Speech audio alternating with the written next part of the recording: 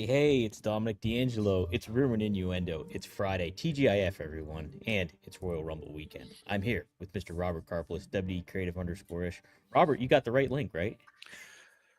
Dom is the best producer in all of wrestling podcasting. He sent me the link for where we were supposed to log in. I'm sitting there. I'm waiting. I'm waiting. I'm waiting. I'm going, I think he sent me the wrong link. And sure enough, he did. Now I come to find out he's out and about in what looks like a bombed out warehouse. Or if you went to Disney MGM Studios as a kid, there was like the outdoor play area from Who Framed Roger Rabbit.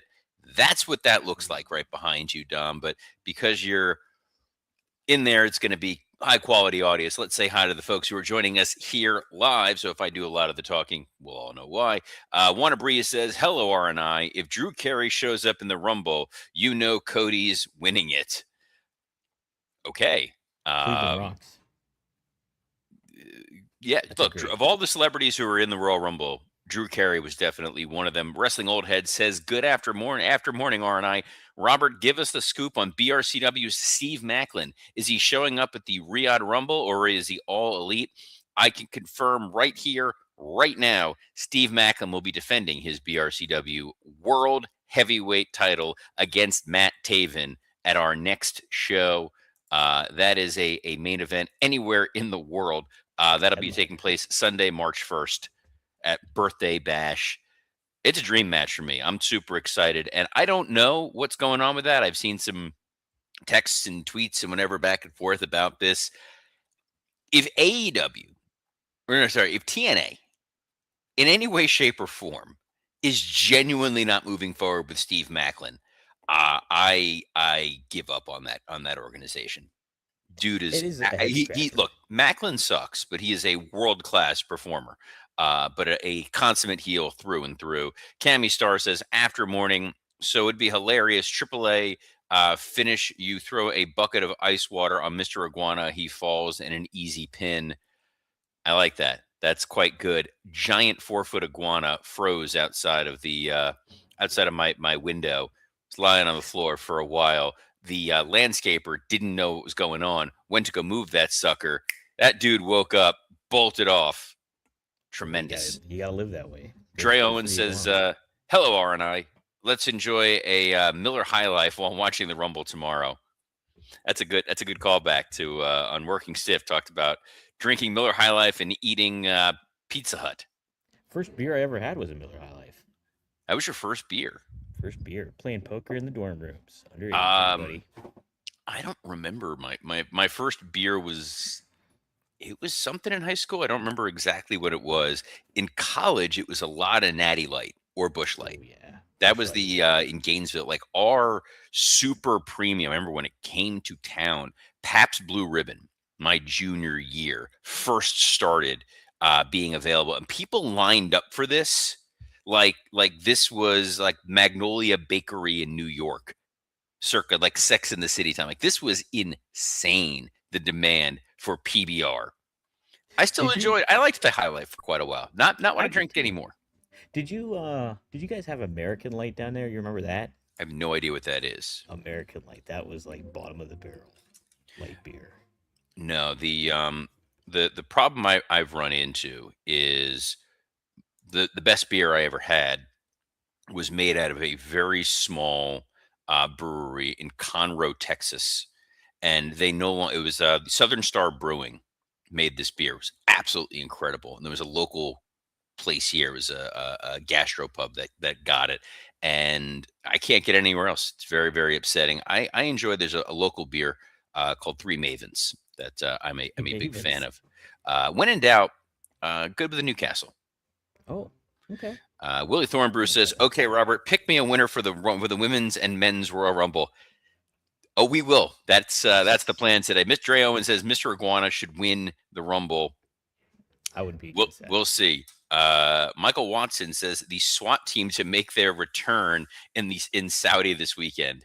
That was yes the that was, I think they were the squat team actually. Is the way that it was spelled. Those Mm. two big dudes from the '96 Rumble, if I'm not mistaken.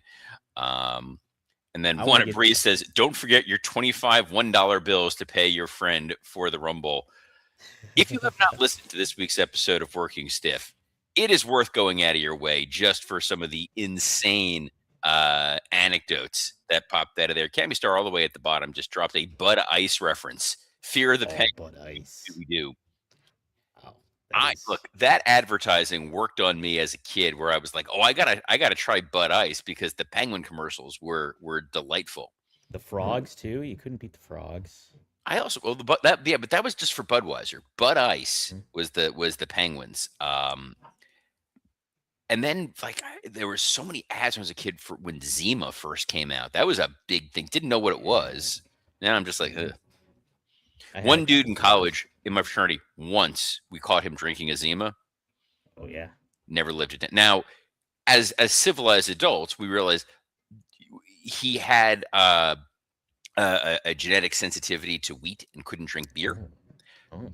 Didn't stop us from Didn't 25 stop in years ago college. bullying this man to the point of tears.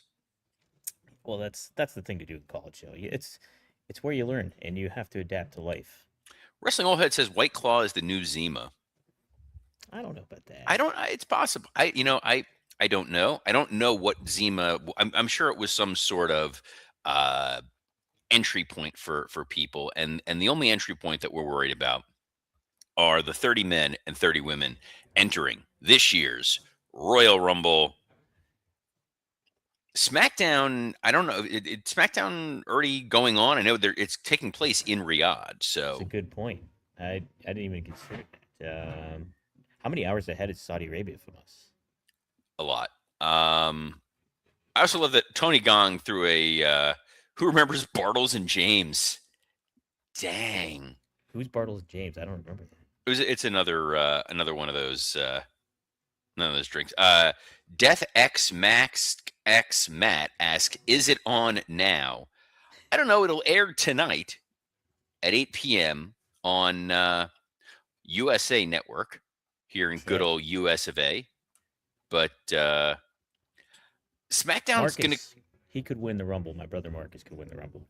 It could happen. Number 30. You would need a global pandemic of such a proportion that I would be scared for everybody. For Marcus D'Angelo, with his profanity laced tirades to win a PG product. Just a garbage mouth, that guy. And You had me at he's just garbage. SmackDown, just to briefly kind of touch on it, not a lot of ground to cover, really. I wouldn't think. So the gist of it is really, are we going to further set up what's going on with Cody and Jacob Fatu coming off of Saturday night's main event? I'm sure a last minute Sami Zayn and Drew McIntyre promo to make us care about this incredibly rushed feud. And yeah, a lot of people yelling about wanting to win the Royal Rumble. Do you think we'll get the schmoz of like a bunch of guys brawling it out? Or gals? It's possible. I mean, we saw the brawl on Saturday night's main event with Cody and Fatu. You could have another crazy ass brawl with a bunch of people. It is tradition, and we Mm-hmm. like tradition here, but it's more important to get to some predictions for the Royal Rumble. Dom. Yes, that's right, Robert. It is tomorrow, everybody. 2 p.m. start time, as a matter of fact. Let's kick it off with the ladies. What do you think's going to happen with this? Who would you your pick for this Rumble? And what would be a good surprise to have in this Rumble match? I don't think there's a good surprise for the women's Rumble. I don't think that the reality of it is we've seen sort of the women of the past who didn't get their flowers or opportunities already be in Royal Rumble. So we've seen Trish, we've seen Lita, we've seen Mickey, we've seen Michelle McCool, we've seen the Bellas. To go back further, I know Scott Chaplin keeps saying he wants to see Ivory or Jacqueline. I don't. Number one, I don't think that this is necessarily going to matter. I don't think it resonates with that audience. I know a lot of people have been seeing Paige has been uploading footage of her training. It'd be an interesting surprise to have her there, but when you have a surprise like that, they got to go in and lose. So, Yeah, I don't know that it necessarily matters all that much for a surprise. I know that Bianca is someone who might uh, appear. That's who a lot of people have kind of been guessing at. That would definitely constitute some form of a surprise and a return. My guess, my inkling is, you look at the board for WrestleMania, and I talked about this a little bit on Working Stiff, but I'll just kind of summarize it briefly here. sure. There really are only 12 matches available to the WWE for WrestleMania. 6 night one, 6 night two. Maybe you can throw a seventh in there, something short. You're going to have two men's world title matches. Now you're down to 10 matches. You're going to have two women's world title matches. You're down to 8 matches. You're going to probably do one men's tag match, one women's tag match. You're now down to 6 available matches. You're going to probably have either an intercontinental or a U.S. title match. You're down to 5. You're going to have one of the women's secondary matches, probably the women's intercontinental. You're down to 4 matches potentially at WrestleMania that do not involve a title. There are a lot of people who need a home on WrestleMania. Yes, you have the catch-all battle royal. That's fine. Usually But SmackDown though now, right? it's on Usually do that. SmackDown, but there's a Yeah. lot of big names that need something to do. So on the women's side, the two women's champions are not overly impressive. Jade Cargill, Stephanie Vaquer. Stephanie Vaquer is fantastic in the ring. However, she hasn't been given a true story to show us what she can do. It was she won the title. There was that Nikki Bella thing, and now she's sort of in this quasi feud with fake Lady Diesel. Um, Like fake Lady Diesel. on Yeah. the SmackDown side, Jade is someone you can build an opponent to. So I feel like that's where you're going to wind up seeing the winner of the Rumble. It's going to be someone coming from the SmackDown side of things, because on the Raw side, there's a lot of space between now and Mania. I think that the women's tag team match at Mania is going to be a big catch-all. I'm going to just proffer a guess, a 4-team, maybe even a 6-team women's ladder match. You need a ladder match. You need a big spectacle in there. If it's a women's tag team ladder match, that gives you an opportunity to put in the Kabuki Warriors. That's Nia Jackson, Lash Legend. That's Bailey and Lyra Valkyria. That's Alexa Bliss and Charlotte. That's 2 women from the Judgment Day, and possibly Rhea and Io, if they really needed to go that degree. Jade needs an opponent. The most logical, clear opponent would be Tiffany Stratton. So I think Tiffany Stratton winning the Women's Royal Rumble gives the WWE a lot of latitude, because on the Raw side, you can get to a Raw Elimination Chamber match to determine the number one contender. And there's a lot of names you can throw in there. You can put Rhea in there, and Io, and Liv. Becky is the Women's Intercontinental Champion. There's no reason to take that off of her. You can put her in there with AJ Lee. That feels like a WrestleMania match. Sure. Well, so you're leaning towards Tiffany winning it. That's your prediction. My prediction would be Tiffany. The only other potential would be a Bianca Belair surprise, and she That goes was in gonna there be and my challenges. That was gonna be That's sort of the backup spot. But it's only if Bianca's back and she's healthy. And then it's like, if Tiffany isn't in this, then what are you doing with Tiffany Stratton to go from big match at WrestleMania last year to not even on the card this year? You could find something for her for sure. Well, You that's could that's put her- that's why I did the math. Yeah. You can only really have so many matches on there, and if you're doing 2 women's world title matches, a women's intercontinental title match, and a women's tag title match, that's 4 of your 12 matches right there. Mhm. I wouldn't be I know it's not everybody could get on the dance card necessarily. I wouldn't be against them waiting to bring Tiffany more so to the forefront if they move her to Raw after WrestleMania, and then you have some good dance partners in regards to like Rhea Ripley or something like that, or Io Sky, and she's a heel, like because she's a natural heel at that. So kind of what I would think. All Hold right. on, I just Mhm. want to clarify. Devin Dowling, Oh, pretty sure that was a Deep Blue something reference he was trying to throw out there with a modifying the lyrics of Breakfast at Tiffany's. So I That's said, what it "What sounds about like. a Rumble win for Tiffany?" Tip of the cap to you, sir. Tip. That is right in my wheelhouse. Wow. So you 90s back one on? hit 90s one hit wonders all day every day. We're making that happen. Uh, there's a men's Royal Rumble as well, but there's two other Oh, matches on this show, Mr. D'Angelo, that are worth yes. addressing. There is. Let's start with the WWE Championship match. It's Drew McIntyre. He's your champ. He'll be defending it against Sami Zayn after he earned his shot at Saturday Night's main event. Robert, that was on Saturday. If you didn't know, but who do you think is gonna? Does Sami have a shot to win this title? Anything's possible. Yeah. Anything can happen in the World Wrestling Federation. There is still, because of the Elimination Chamber, they kind of get to cheat a little bit. They can write whatever they want and get themselves out of any booking scenario based on the chamber. So if they want to give Sami Zayn the feel good moment of he wins the title and then he goes and loses it at the Elimination Chamber, so be it. I don't think that's going to happen. The question is not, is Drew going to win? It's how Drew is going to retain. So um, there's a possibility that Drew cheats and wins. Low blow hits him with the belt, ref down, whatever it may be. Sammy's mad. There's a possibility that Drew intentionally gets himself disqualified or counted out and gets to keep the title and cheats Sammy out of it. There's the possibility that Jacob Fatu or Cody Rhodes inadvertently wind up costing Sammy the match, and now Sammy is angry. The most likely outcome here is a scenario where Drew McIntyre has to put his title on the line at the Elimination Chamber. And there are a number of people who can then go after him for it.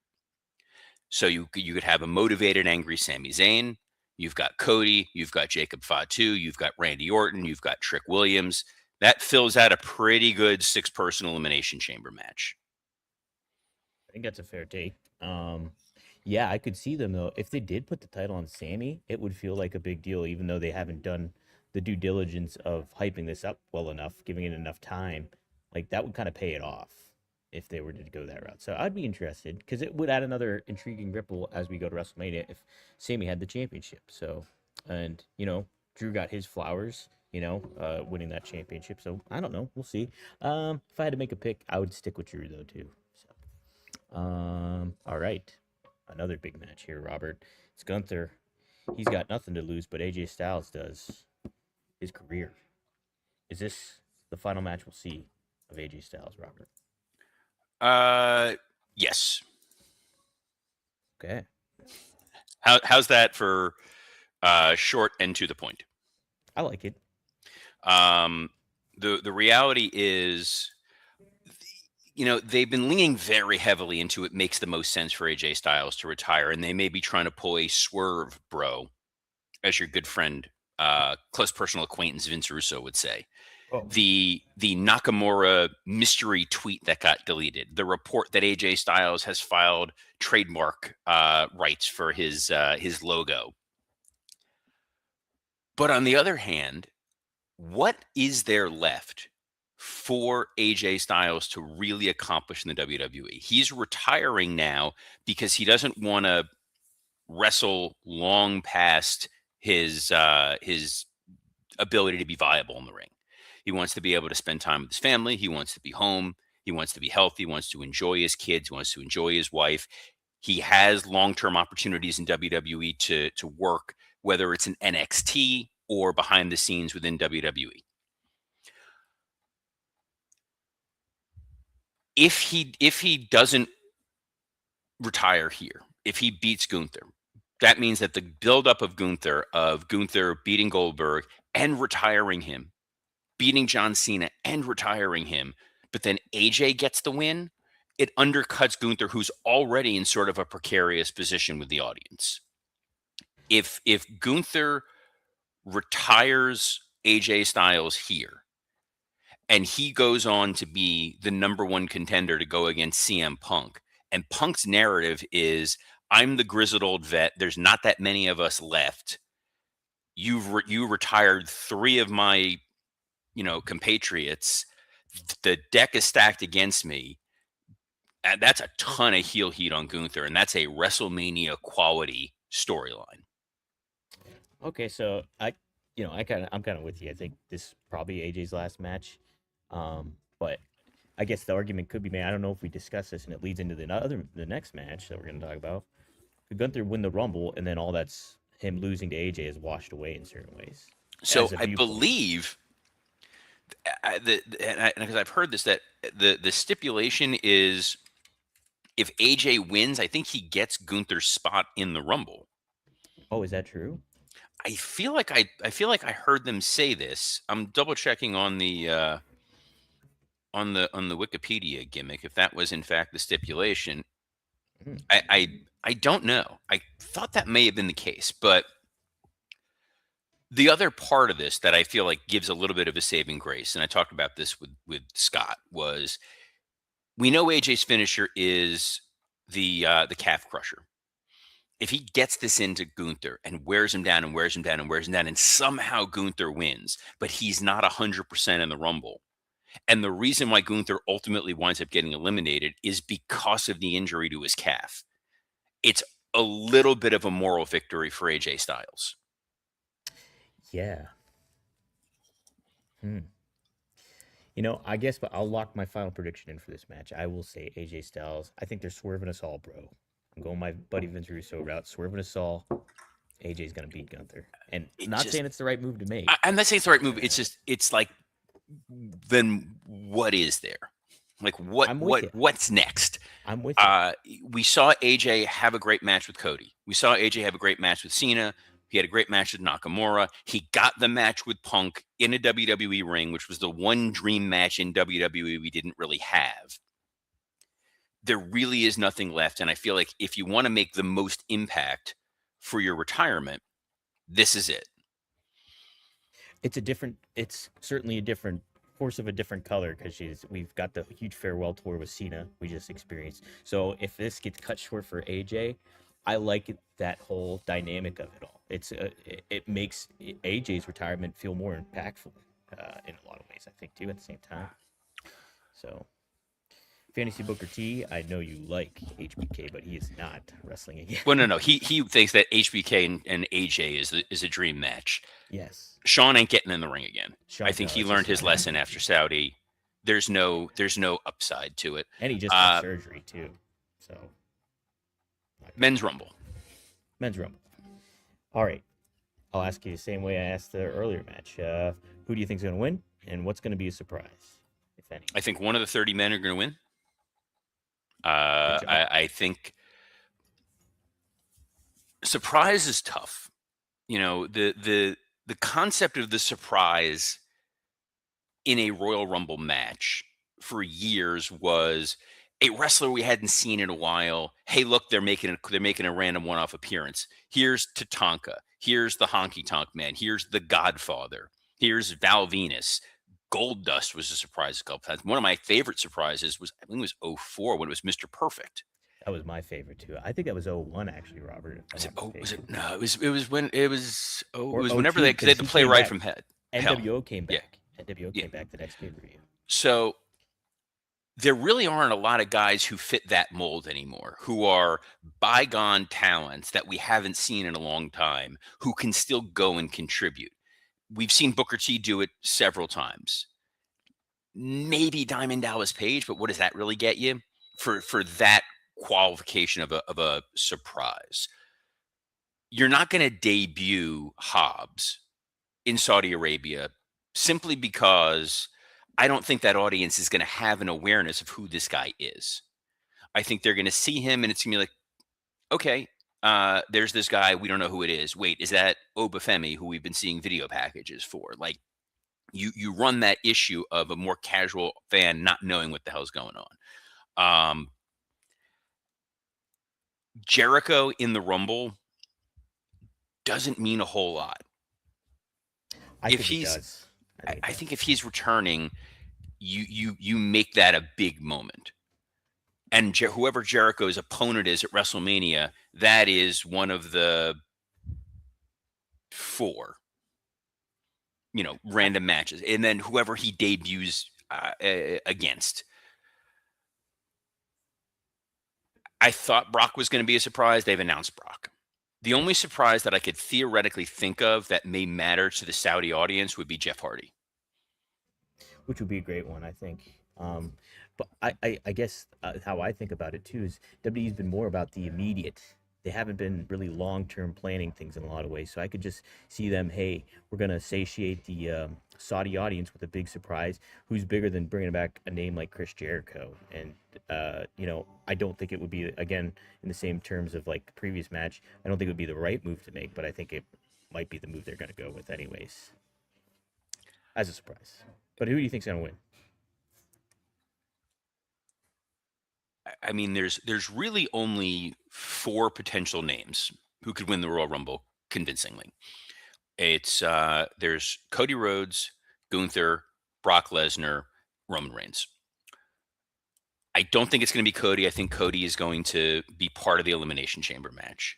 I don't think it's going to be Gunther because I think that they're going to be able to tell whatever the injury story is with Gunther. I don't think it's going to be Brock because I think whoever eliminates Brock is going to go pair off with Brock. Roman Reigns is the only name that really makes sense because he is not, it's the who's going to be there tomorrow. We know Roman Reigns is wrestling at WrestleMania. He's on the poster, he's in the commercial, he's going to be there. He is not a week in, week out performer. There is no compelling storyline that Roman Reigns has right now where if he wasn't in the title picture, it's, oh, we're going to do Roman Reigns versus X. There is no Roman Reigns The Rock match teed up for WrestleMania. There is no Roman Reigns versus Jey Uso. No one really cares. Not a main event match. If Roman Reigns wins tomorrow night or tomorrow afternoon, January 31st, he is just this spectra, this presence looming in the distance that is going to challenge whoever is the WWE undisputed champion. Whether it's Drew, whether it's Cody, whether it's Fatu, whether it's whoever it is, all you need is Roman is the final boss, for lack of a better term.